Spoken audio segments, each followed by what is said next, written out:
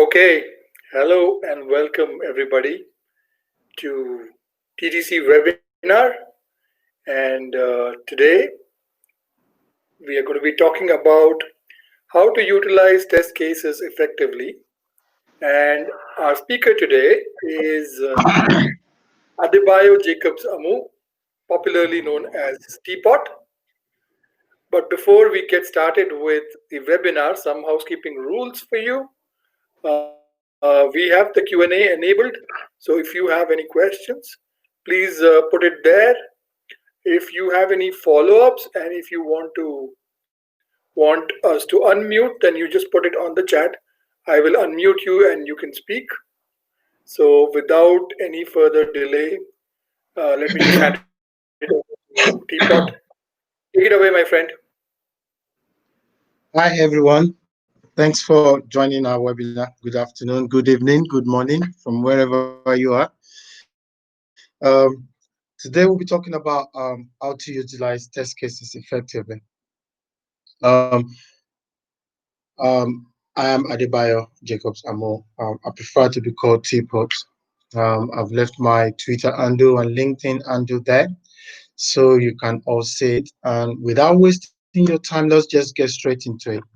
This recording will be available on our YouTube channel. This is a TTC webinar series as well.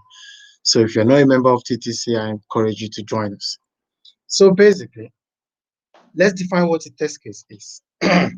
um, I've searched dictionaries, I've looked at Wikipedia, I've looked at a lot of different sources. I've seen a lot of people define it like a rigid set of documents that should be written in a certain way to make it a test case. So I chose a different, um, I chose an alternative to that. So your test case basically is a documented set of conditions or prerequisites, input or actions, and post-condition expected results.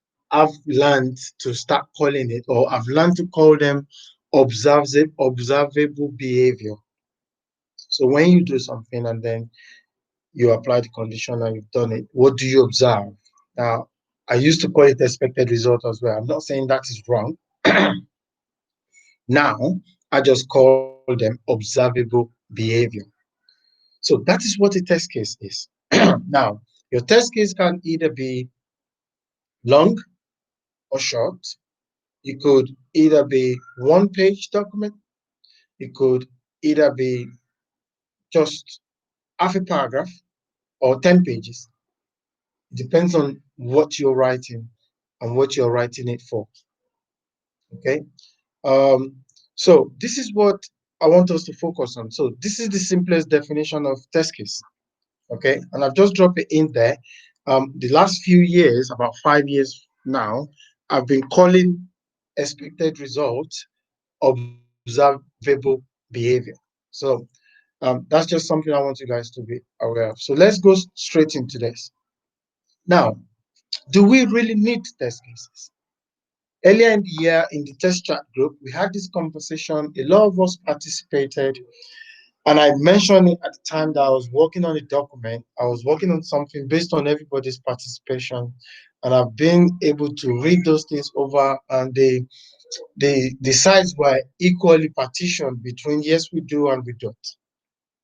But the general consensus was we actually do need test cases. There are so many reasons why we do.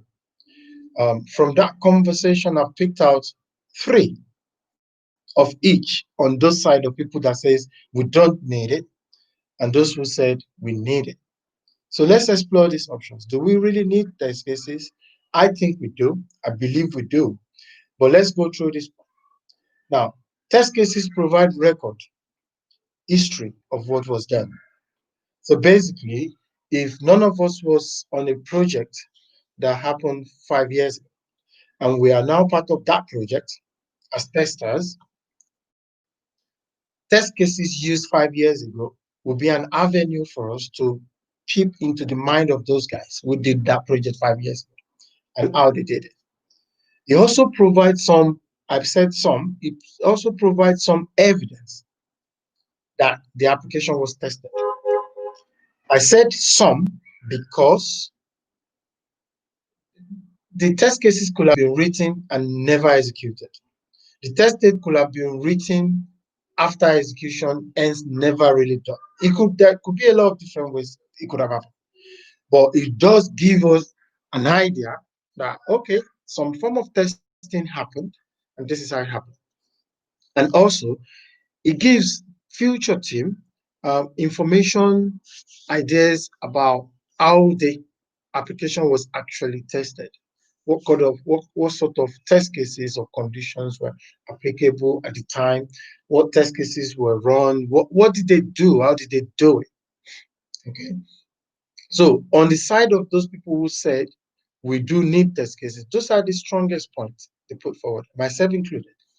Now, on the side of those people who were not very happy with test cases, we have things like it takes time.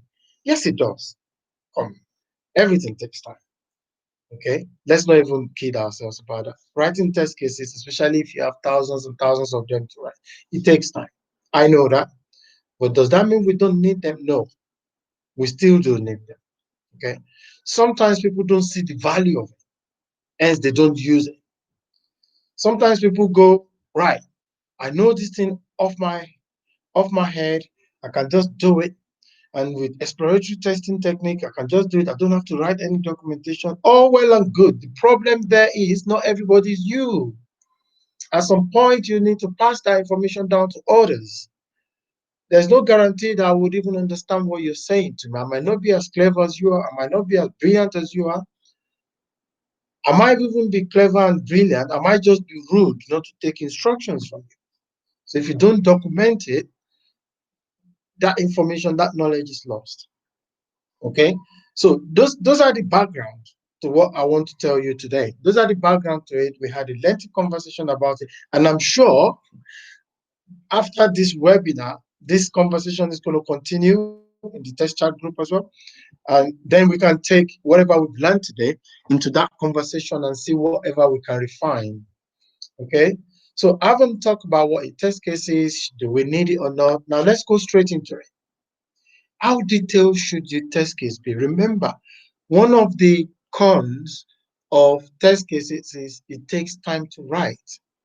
Okay, so I look at the things that I've got to do and I ask myself some basic questions when I'm faced with writing test cases.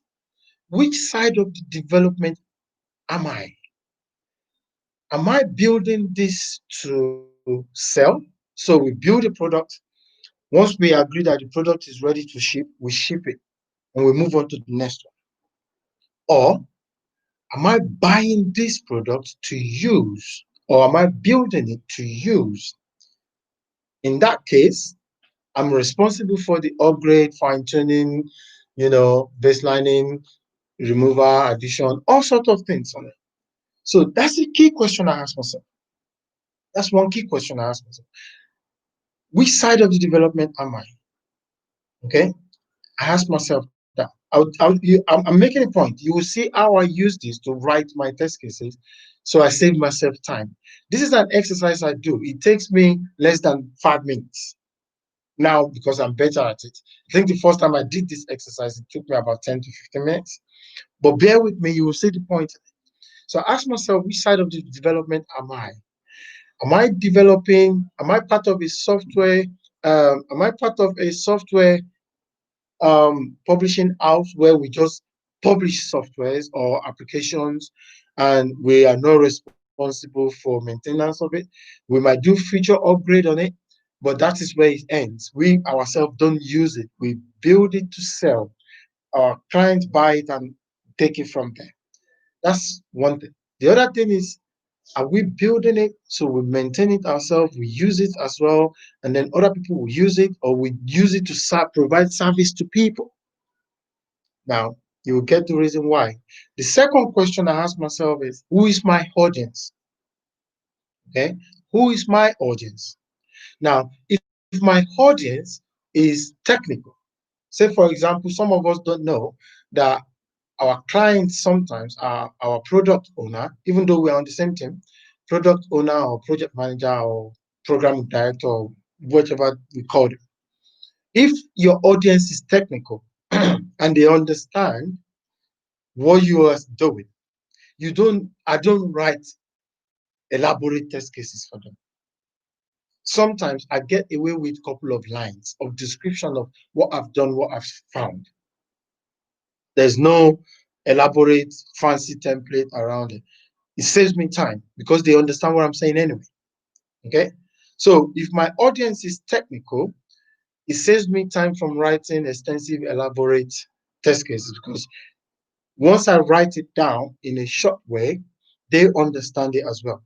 The key thing for them is to see that I'm doing the right. Okay, so if I can provide that in as few words as possible, then that is what I would do. If time affords me, then I'm flexible on how much details I put into it. But if I'm really pressed for time, I look at my audience. Who am I reporting to? Who am I showing this to? Who am I presenting this to? Who am I explaining this to? Who am I talking about this to? If they are technical, if they are heavily sided with me on the development team, like the product owner or the project manager or program manager, I don't need elaborate test cases that will go step 1 to 100 and then no. I can basically just do a list of what I've done, what I've found, and save them with the details as the title of each document will be what I've done. So, for example, if I've managed to admit a patient and I've done it in this short form, I just write it out. I did X, Y, Z. I found X, Y, B. And this is test case 001, admit a patient. I just write it safe that way. So they would understand it. I would understand it, saves everybody's time. Now, if my audience is non-technical, okay, say probably some C-level management who are not technical people, but who are in charge of the application in terms of the day-to-day running of it, in charge of making sure you provide the necessary service to the client and everybody else. They want to see details. For those kind of audience, you tend to write more because they won't understand the fact that you can do it in such a way that you can just write it in short, but they want to see the details. And that is where the action description and all of those things comes forward. I'll come back to that. Just remember that. So now, if we are building to sell and you are not responsible for maintaining it, the day-to-day running of it, you just built it, you sold it. Your test case doesn't have to be elaborate at all. You tend to write less because, like I said, apply the first rule. Technical clients, your product owner understand what you're doing. All of you are on the same team. You understand the objective here. We need to ship this product. Once we get to the point where we ship the product, it goes. Whatever the deliverable or asset we have, we keep it. If in the future we want to do an upgrade or we want to do an updated version of that product, we have something to fall back on. So my test cases for those kind of products will be as far as I need it to be. It will be something that is concise, precise, short, straight to the point, what I've done. So whoever is using that after me can see exactly what I was thinking about or what I have done. Now, if I am buying or building the product to run and use it to provide services, which means I will be responsible for the maintenance of it, I'll be responsible for the future upgrade and update and everything. But I may not have the same set of people. Then you need test cases that is detailed enough so the next set of people can pick you up and go straight into your thinking. They can see straight into how you came about it, what you've done, without the need to start calling someone or emailing someone or asking someone, oh, this guy worked on the project 3 years ago, but he's now moved on, so we'll get hold of him. I'm trying to avoid that. So I put enough in there so the next guy can do the job without me. But when you are maintaining the product, you tend to write more. You tend to have more detailed test cases because your regression test pack might depend on it. Your training pack might depend on it. All sort of different things. So I've differentiated this into you tend to write less, you tend to write more. So you tend to write less if your audience, if you measure your audience and it's technical, they understand what you're saying, they understand the language you're using, you don't need to write much. If your audience doesn't understand fully the language you're using, they are not as technical as you are, then you need to write more. If you are building to sell and you're not responsible for the maintenance of it, you're not responsible for upgrade and all of that, you tend to write less. You just need to write enough for everybody on that team to understand that this is what I've tested, this is what I intend to test, this is how I've done it. So the next person that may pick that up in 5 years or 10 years, if we're doing a different version of the product, might just go straight into your thinking, see what you've done. Okay. So you tend to write less. But when you are building to maintain and use as a product to provide service, and then you have upgrade, and then you have updates, and then you have different version, and then you change your code line, and then you change XYZ, and then you switch from desktop to cloud, and then you switch to out of cloud, and then you see all the variables started happening. And then you start baselining your test cases. Then you need to write these test cases with enough information that would allow the next person to do their job without the need to bother you. So you tend to write more. So this is how I've grouped them. I've been on both sides before during my career, and this has worked for me. Um, some project I do, and we have to laboriously write the individual test cases out because the chief medical officer of the hospital wants to see that we've managed to replicate all of their patient journey in our test cases. Yeah, fine. And I've also worked in some other places where the program manager used to be a developer, and then he's now a program manager because he's done development for about 50 years. So this guy understands perfectly everything everyone is saying. I mean, he gets it. So, and because it's a pressured environment, he was the one that encouraged us not to waste too much time doing a lot of this elaborate documentation. Give me the fact, you know, just give me the facts. That was his word. And the key thing to take away from this is if someone understands you, you don't need to say a lot. If you watch speeches where someone is speaking in a different language and there is a subtitle or an interpreter, you would notice that when the original speaker speaks and stops, the interpreter speaks more, longer than the original speaker. Why? Because the interpreter is speaking in a different language. Imagine someone trying to talk to you in a language you don't understand. You will be there for a long time. Now, this is for you to avoid that. This is for you to avoid being in a situation where the person speaking to you is speaking Finnish and you don't understand Finnish, you only understand Spanish. So if you notice that my audience understand Swedish and I speak Swedish, great, beautiful. Speak Swedish to them. In less than half an hour, you're done.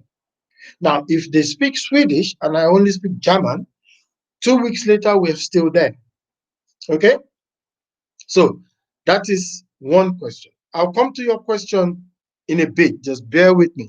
So that is how I decide what detail it should be. And remember, as testers, we don't decide these things.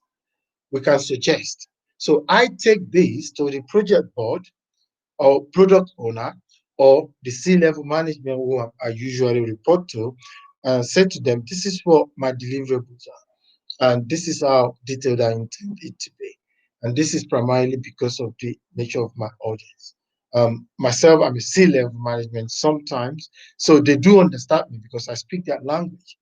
But when I'm speaking to a product owner, I speak his language as well. He's our language as well. When I'm speaking to a program manager or program director, I speak their language as well. So that affords me the opportunity to write enough into that without taking too much time on it. Okay, so that's one thing I do. The second thing I want you to think about is when you've written this thing and you've applied the test I discussed in the previous slide, then ask yourself, does it make sense? Look at what you've written. If it's only in one paragraph, if you've done something over 15 steps and you are smart, you are able to put it in a few words that you got a paragraph out of it, just a paragraph. Let's say 6 lines, that you are able to describe everything you've done and what you saw in about 6 lines. Read it. Does it make sense? Can someone else follow that document you've written from start to finish without coming back to you to ask you further questions? Because coming back to you to ask you further questions means we are wasting time. Okay? Now, the other question I ask myself is, oh, I've written this thing. Beautiful. Would someone else be inclined to use it? Why would they not want to use it, or why would they want to use it? Now, I ask myself this question a lot because I inherited some test cases that I don't bother to look at. Some of them have about 15 pages on it. I simply do not have the time. Okay? Now, those test cases are useless. What is the importance of test cases when no one is using them? I want to have documents that people would read, that people would use, not just to put them there as a show that they are there, everybody can see it. And no, we are in the business of providing physical evidence of what we are doing. We call it photographic evidence because we take screenshots and all of that. So I want my supporting document to be something people would use, not because I need to give you test cases. I've just scrambled on the piece of paper and then showed it there. I've saved it there. It's now 10 megabytes of size. You can't even open it, not to talk of using it. And then you ask yourself, what's the point of that? Why would I want to do that? Okay, so these are questions I ask myself. So let's build this picture again. So I need to write some test cases, right? I need to write some test cases because I want to leave a record, because now I am the one writing the test case. I want to leave a record here that I was here. I want to show people how I did the testing of it, and I want them to know that we actually tested it. But this might take me time. A lot of people might not see value in it. So I want to save time. I want to provide value. Okay, and I want to do it in such a way that I'm not confined within a specific template or frame of mindset. And I've done this test over and again. Which product is this? Who's going to manage it? Who's going to maintain it? Who exactly am I going to explain this to? Who am I presenting this to? Who would use these things? Who would come back behind and use it? Okay, so I've done the test. I've imagined myself speaking English to an English person, so we understand each other in which other shape or form. And then when I've written those test cases, I sit down, look at myself, and go, right, does this make sense? If it doesn't make sense to you, who did it? Who actually sat down, did the activity, and then captured what you did in a document, it will not make sense to anybody else. That is the simple truth. It has to make sense to you. Not only that, can someone else use that document without the need to bother you to ask you further questions and did exactly the same test you've done? It's a different thing for me to run through the test from A to B and I've completed a different test to what you tested. Okay? But also remember, it is the objective here is that when I pick your test case up and I follow it to the letter, at the end of it, I want to have done the same test you did without the need to come and ask you further questions. If I need to ask you further questions, two things might have been the case. It's not clear, it doesn't make sense, or you haven't put enough in it. Now, most of the places I've worked, I've left test cases there. And then I've met people who have worked in those places after I left. And they told me they found my test cases, they used them, which gladdens me a lot. And they updated them and left it in a better shape when they left too. Now, I wasn't aware they were there because they never called me to ask me for anything. They never called me to explain myself, how I wrote it and all of that, which means they were able to follow it. Now, they told me they used it. They told me what it was. That means they actually used it. That means it was useful to someone else.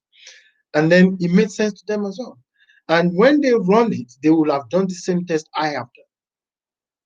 Those are the objectives. Now, if you keep your test cases within these confines I've described here, you would find that you become effective in writing your test cases. During the conversation in the group, I had a few people say they have 1,000 test cases to write. Now, let me tell you this. My last project, I did a project in 2018, 2019. On that project, I had a team of 5 people, plus myself, 6. And we had about 1,460 test cases. And we wrote the 1,460 test cases in about 3 weeks. Now, that team come with a lot of experience. We all know the product.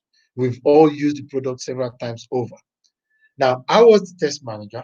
The program manager was a former colleague of mine. He used to be a test manager. Okay, so he's a senior test manager. He's now the program manager. The team, the entire team on that project, we speak the same language. So everybody knows what's expected of them. So we know the scale of what we have to deal with.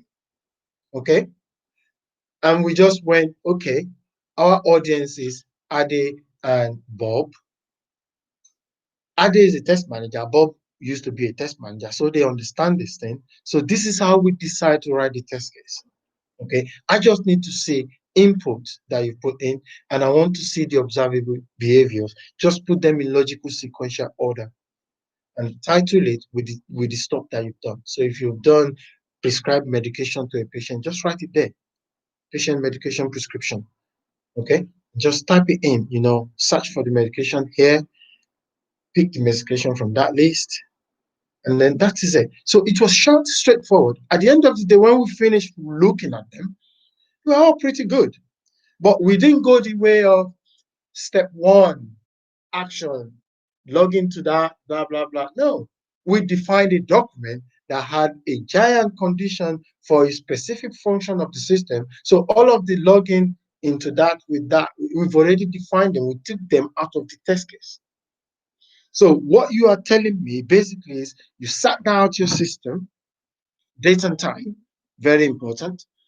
Date and time, you log in. We have a smart card. So date and time, you log in, swipe your smart card.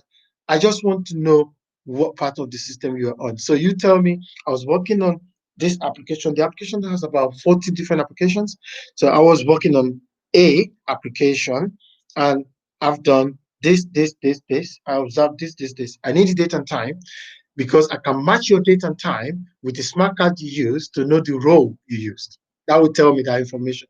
All you are concerned about is writing the test case out for me in a way that I can see what you've done. Someone else can pick that up tomorrow and do it again and do exactly the same thing. Okay, so that is how I've taught myself to be able to do a lot in as less time as possible. And that is how I've managed to learn from people who can write, who can summarize their a 6 hours exploratory testing into 3 paragraphs of what they've done, what they've seen. And I learned that from them because I need to be able to put my thinking down in as few words as possible so I can write them quickly. So this is how I've done it. It is working for me. I have no doubt that this conversation will continue, but this is practical. This is something I actually do. Okay. And the last question I will just ask you or ask myself that we can talk about is, are test case useful before product is shipped? Is there any usefulness for test case post go live? Now there are. Now I've worked on a lot of projects where at the end of the day, they take our test cases and convert them to FAQs. They convert them to training materials. They convert them to processes that they hand out to people working in department where they are new to the system, but this will guide you on how you do stuff. There are so many things they use test cases for. When I'm looking at, and this is why it is important that you look at when you're doing your self-assessment of how much detail do I need to put in this. You look at the maintenance and who is going to run this post go live, what is our involvement in this? Because I work in an environment where most of us on project are contractors. There's no possibility or there is no probability that you work with the same set of people for the next 2-3 years. You might run into them in 10 years on a different project. So you need to be mindful of the fact that you are calling it test cases. To some other people, is actually FAQs. To some other people, is actually training material. Um, I've seen instances where some people used our test cases to design their workflow process materials. So they do use that. Now I've got two questions that look like one. The first question is, how do you manage this if the leadership team in such organization change? The second question is the same question, I think. How do you manage this if the leadership team audience contains personnel from all over the globe or contains personnel from different cultures? So let me break this down for you. The first question, how do you manage this if the leadership of such organization change? One thing I know is not just the leadership, the composition of the team does change. Like I said to you now, I am a contractor. I'm not a permanent employee of anyone, which means I find myself on projects with different people all the time. Now, so it's not just the leadership that changes, everything changes. The followership, the membership, the composition of the project changes.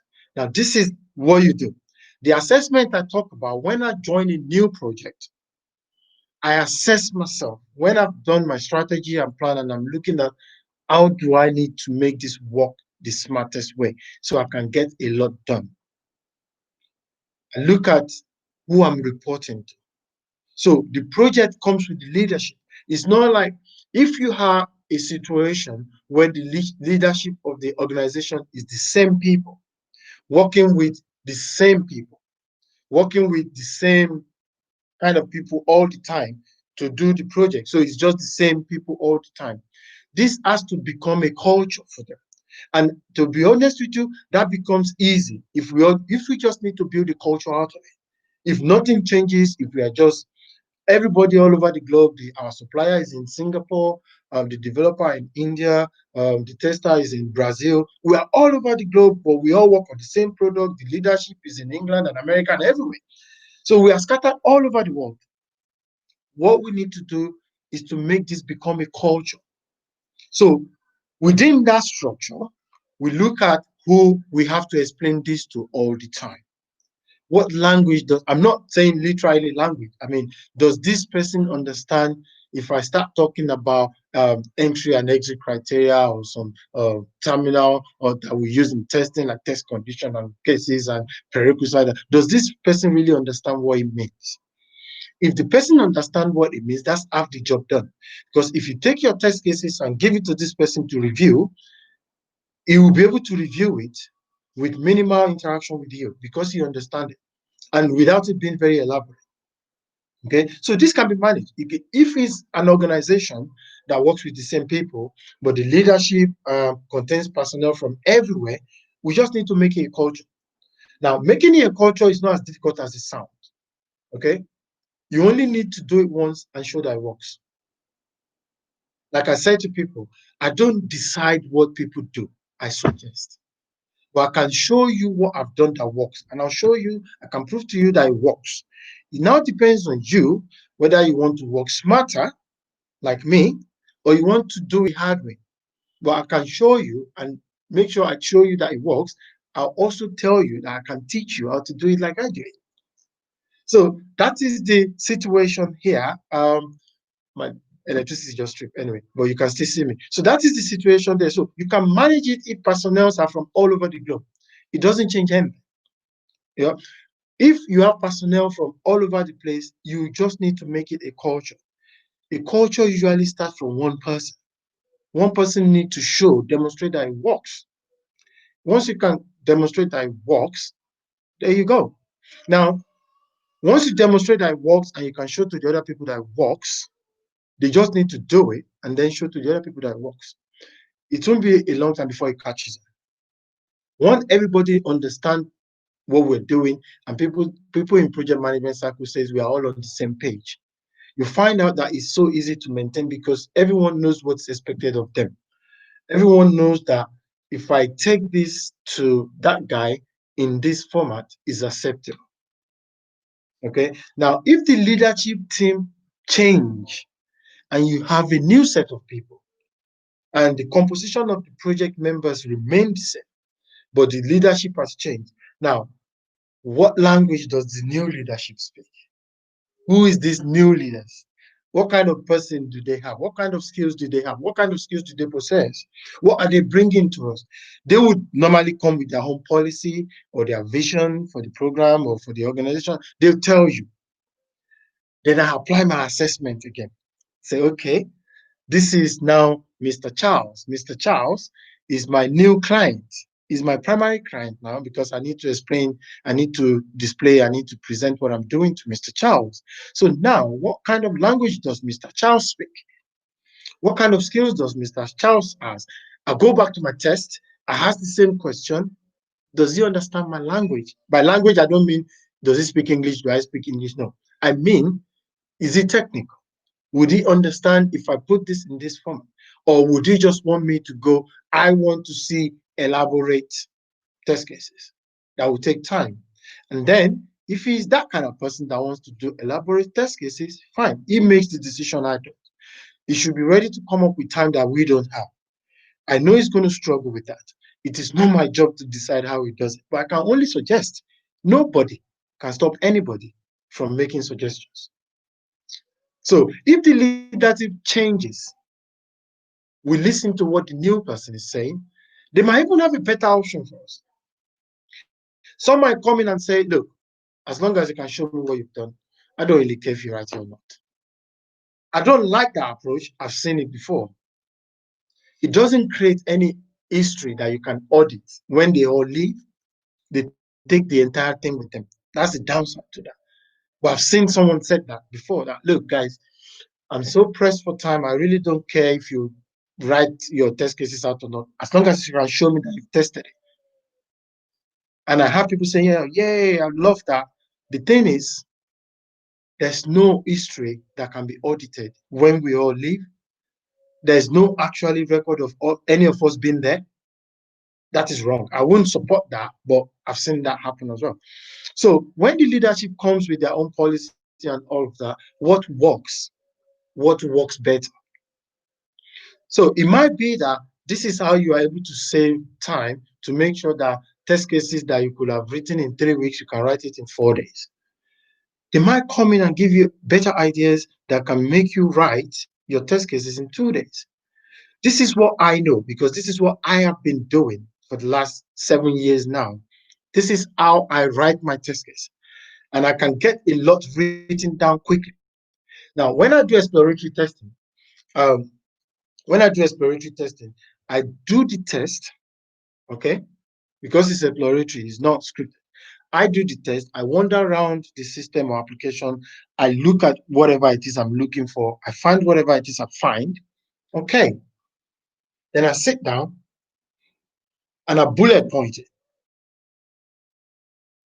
This screen takes me to that screen to do XYZ. That screen takes me to this screen to do XYZ. I bullet point it. That is the template for my test case. From that exploratory testing that I've done, I have what my test case would look like, specifically in terms of how I want to structure it. So when I start showing you, you can see straight away, this is what it has done. Okay. Oh, this is what, okay. You can follow it through. So it's not only the leadership that changes, that will change the dynamic of what I'm saying. The project itself could change.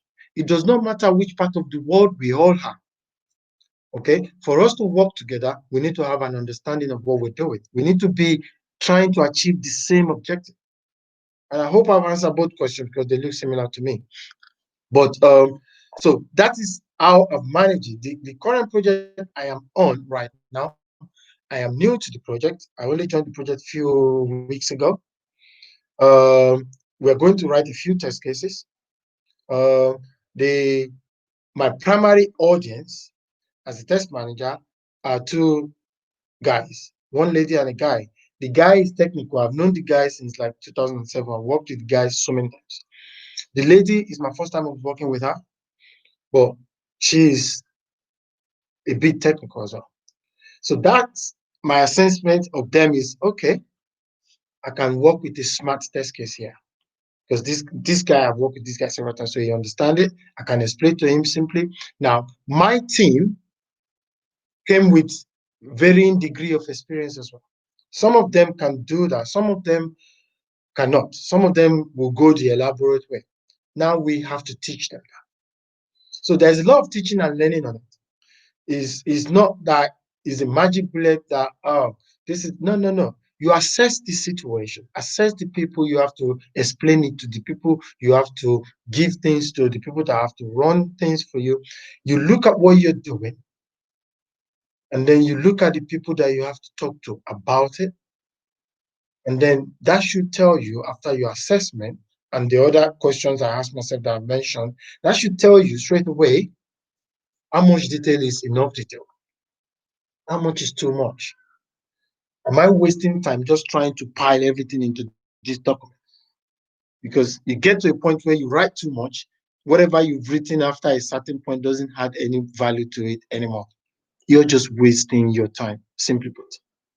But we need to get to a point where we know that what I've written there, yeah, it's 3 paragraphs. That's fine.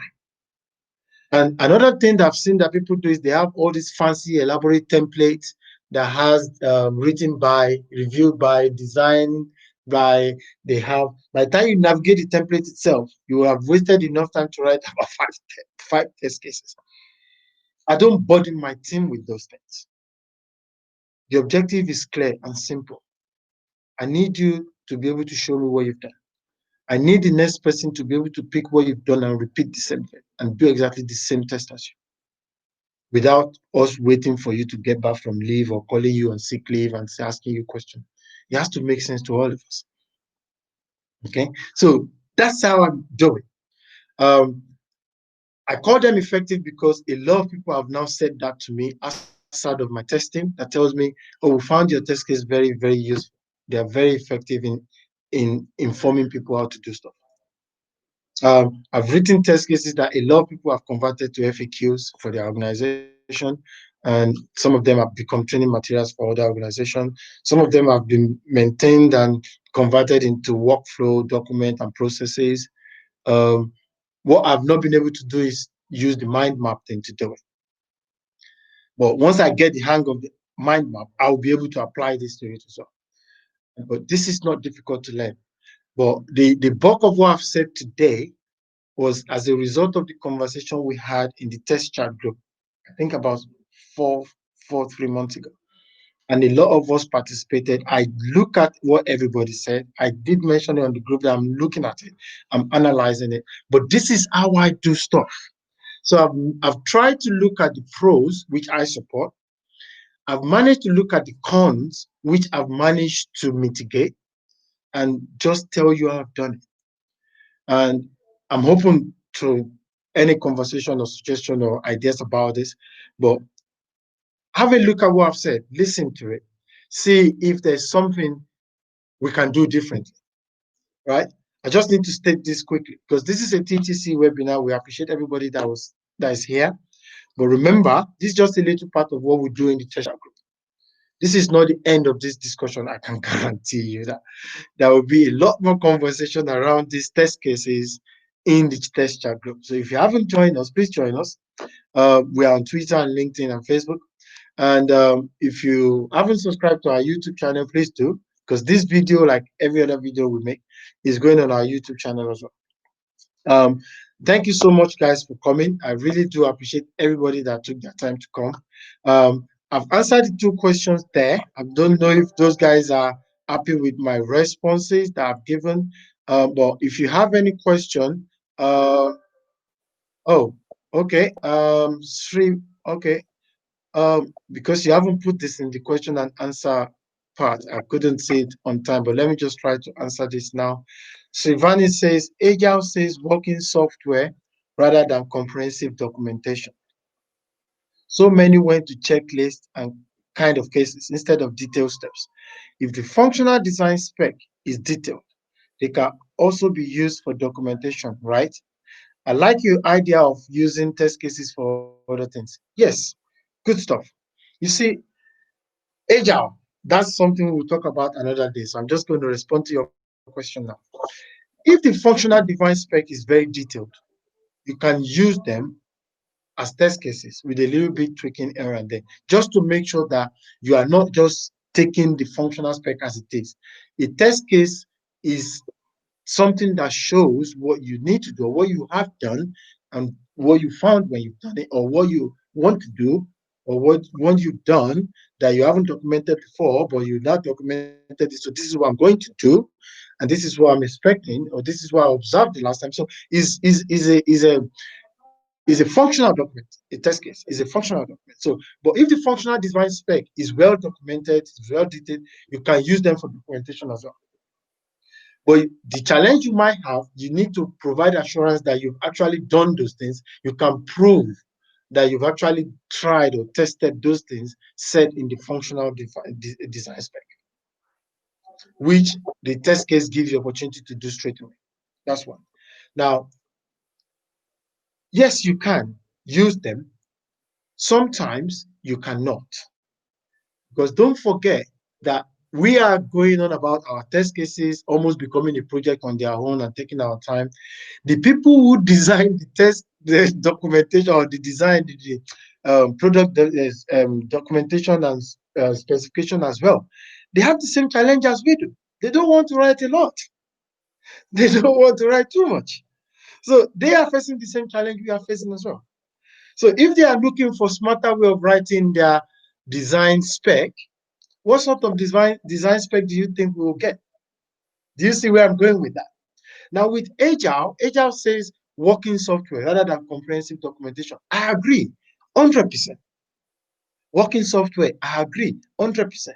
Now, how long can you keep that same team together for?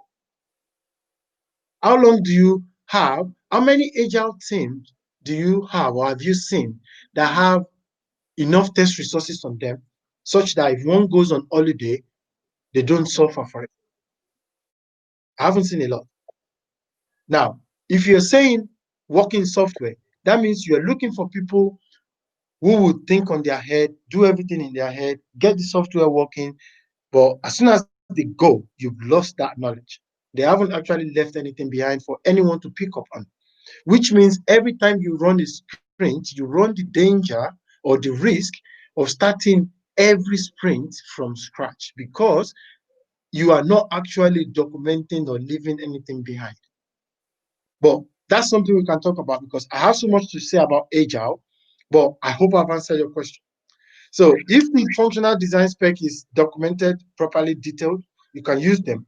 You just need to provide assurance that you've actually tried those things and those are the things you found when you did them. Okay?